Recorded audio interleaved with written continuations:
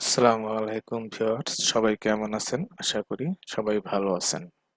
আমি আজকে দেখাবো কিভাবে এমএস এক্সেলে পিভট টেবিল ব্যবহার করে সহজেই কোনো টেবিলের ডাটাকে ইচ্ছামতো কাজের সুবিধা অনুযায়ী রিপ্রেজেন্ট করতে পারি।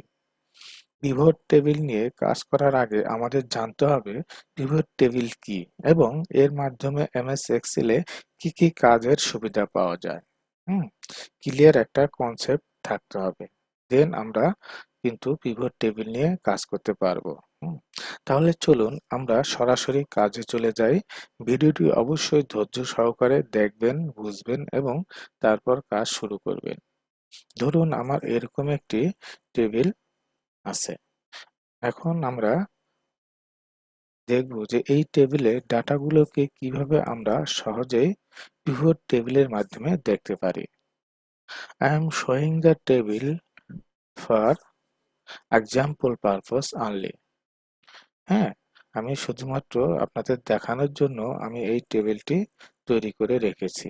আপনারা বিভিন্নভাবে টেবিল তৈরি করে আপনাদের রিকোয়ারমেন্ট অনুযায়ী টেবিল তৈরি করে আপনারা এভাবে ডাটাগুলোকে পিভট টেবিলের মাধ্যমে প্রেজেন্ট করতে পারেন। সো আমি মূল কাজে চলে আসি। এখন আমি দেখতে পাচ্ছেন বন্ধুরা পার্টি নেম। এখানে কিন্তু অনেক কোম্পানির নাম রয়েছে, যেমন AC pharmaceutical limited, Bashundhara group, Bangladesh health products, Romana products, আরো অনেক এরকম কোম্পানির নাম রয়েছে। তো আমরা চাচ্ছি যে ধরুন আপনার বস আপনাকে বললো যে বসুন্ধরা গ্রুপ থেকে আমরা কি কি প্রোডাক্ট কিনেছি, হ্যাঁ কত টাকার প্রোডাক্ট কিনেছি এটা একটু দেখেন তো, অথবা বের করে নিয়ে আসেন। সেক্ষেত্রে কিন্তু আপনাকে এরকম যদি এক্সেল শিটে করা থাকে, তাহলে কিন্তু আপনারা বসুন্ধরা গ্রুপ এখানে আছে, আবার বসুন্ধরা গ্রুপ এখানে আছে, আবার বসুন্ধরা গ্রুপ এখানে আছে, এই বিল অ্যামাউন্ট গুলো আপনাকে যোগ করতে হবে। তারপরে আপনাকে মানে আপনার বসকে কিন্তু দিতে হবে। আর যদি আমরা পিভট টেবিলের মাধ্যমে করি তাহলে কিন্তু আমাদের এই যে খুঁজে বের করে যোগ করে দেন কিন্তু দেখাতে হবে না। হুম এরকম আরো যদি অনেক ডাটা থাকে সেক্ষেত্রে কিন্তু আপনার কাজটি আরো জটিল হবে। তো আমরা দেখব যে কিভাবে পিভট টেবিলের মাধ্যমে সহজেই কাজটি করতে পারি। তো পিভট টেবিল আনতে হলে আমাদেরকে প্রথমে ইনসার্টে ক্লিক করতে হবে। মেনু বারের ইনসার্টে গেলাম।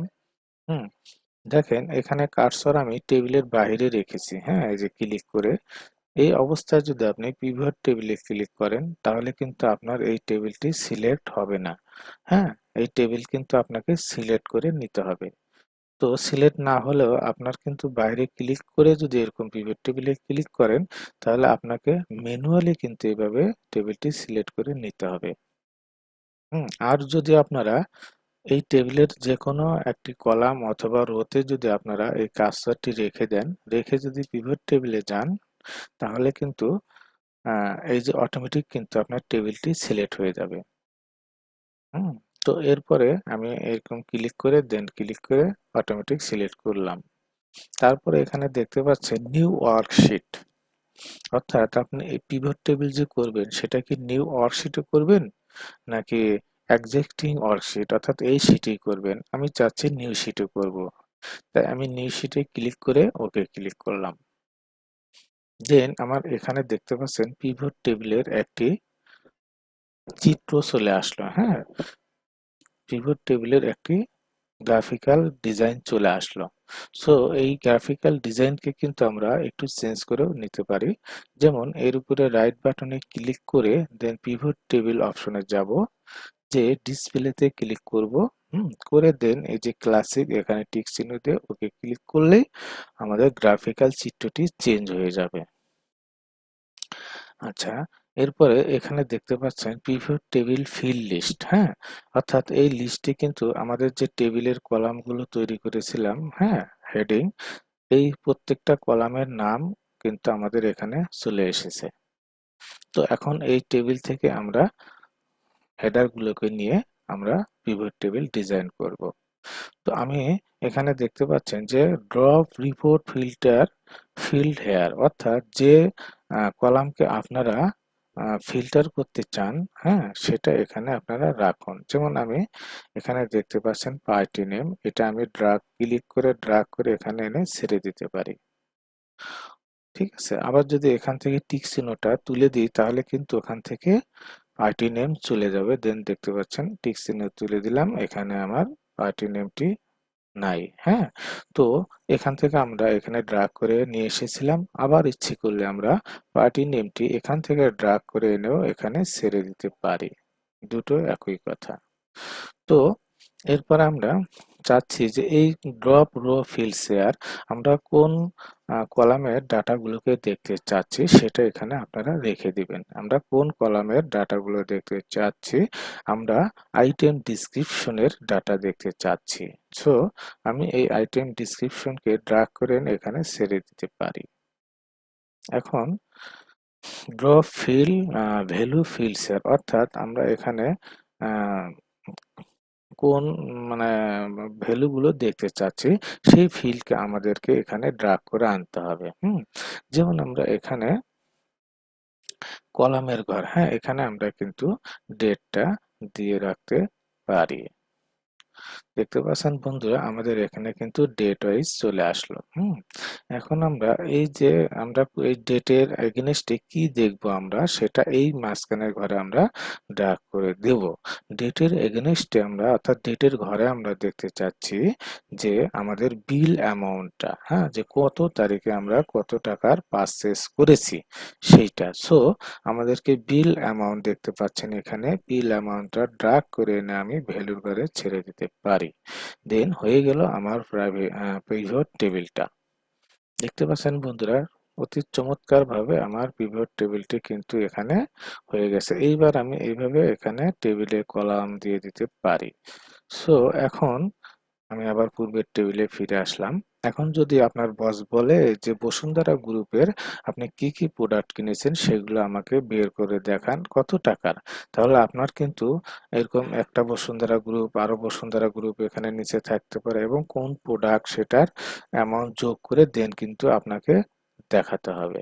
কিন্তু এই টেবিলের মাধ্যমে যদি আমরা বের করি তাহলে দেখতে পাচ্ছেন বন্ধুরা পার্টি নেমে যাব, হ্যাঁ, গিয়ে দেন আমরা বসুন্ধরা গ্রুপ সিলেক্ট করব, দেন ওকে ক্লিক করলেই কিন্তু আমাদের শুধু বসুন্ধরা গ্রুপের দেখতে পাচ্ছেন বন্ধুরা এখানে A4 paper offset ball point pen black napkin tissue record file এগুলো আমি কিনেছি। আর A4 অফসেট পেপার কিনেছি 1 তারিখে 10,000 টাকার, এত তারিখে 2500, এই তারিখে 2800 এবং এই তারিখে 2600 টাকা। টোটাল আমি কিনেছি 1,79,000 টাকা।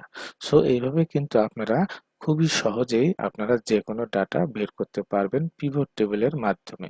আপনারা বুঝে এই কাজগুলো করবেন আপনাদের কাজের এবং ডাটা রিকোয়ারমেন্ট অনুযায়ী।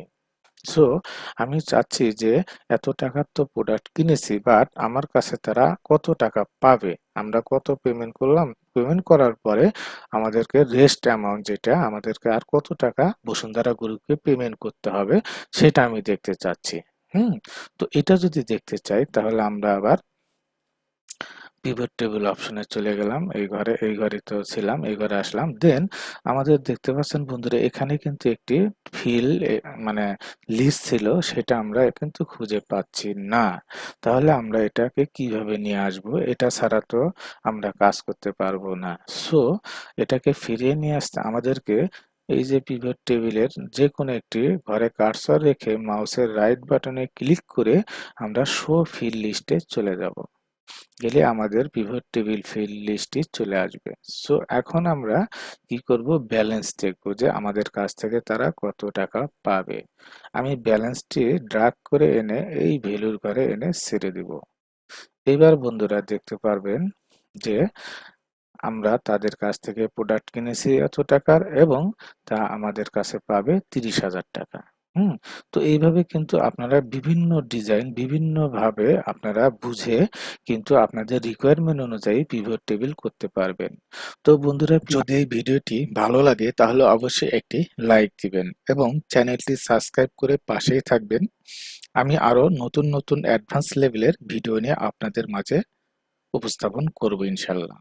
পিভট টেবিল নিয়ে কারো যদি মতামত থাকে তাহলে কমেন্টস বক্সে জানাবেন, এবং কারো যদি পিভট টেবিল নিয়ে কোনো কিছু জানার থাকে তাহলে কমেন্ট বক্সে জানাবেন। আমি অ্যান্সার দেওয়ার চেষ্টা করব ইনশাল্লাহ। সবাই ভালো থাকবেন, সুস্থ থাকবেন। আল্লাহ হাফেজ। আসসালামু আলাইকুম।